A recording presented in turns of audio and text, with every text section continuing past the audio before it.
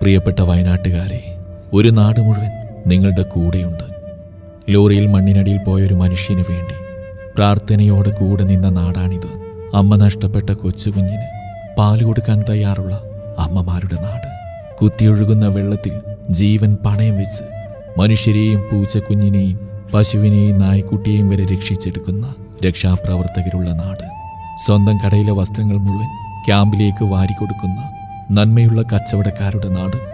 പ്രതികൂല കാലാവസ്ഥയിലും അസാധ്യമായിടത്തും വൈദ്യുതി എത്തിക്കുന്ന KSEBക്കാരുടെ നാട്.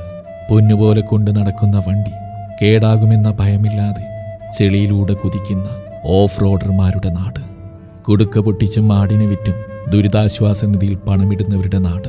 2 ദിവസം കൊണ്ട് പാലം പണിത സൈനികരുള്ള നാട്.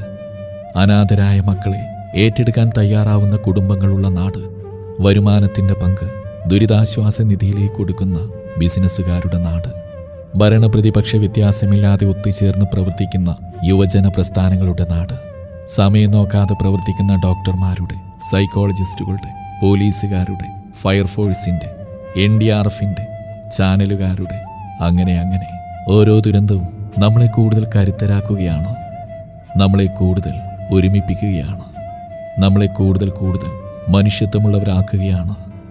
പ്രിയപ്പെട്ടവരെ, ലോകത്തിന് തന്നെ മാതൃകയായി മാറിയ ഈ പ്രവർത്തനവും കരുതലും നമ്മൾ തുടരണം. എല്ലാ തകർച്ചകൾക്ക് ശേഷവും തിരിച്ചുവരവുകളുണ്ട്. എല്ലാം അവസാനിച്ചെന്ന് തോന്നുന്നിടത്തു നിന്നും ഒരു പുതിയ തുടക്കമുണ്ട്. പ്രതിസന്ധികളോട് പടവെട്ടി തെളിഞ്ഞവരാണ് വയനാട്ടുകാർ. കൂടുതൽ കരുത്തോടെ അവർ തിരിച്ചു വരും. ഈ നാട് മൊത്തം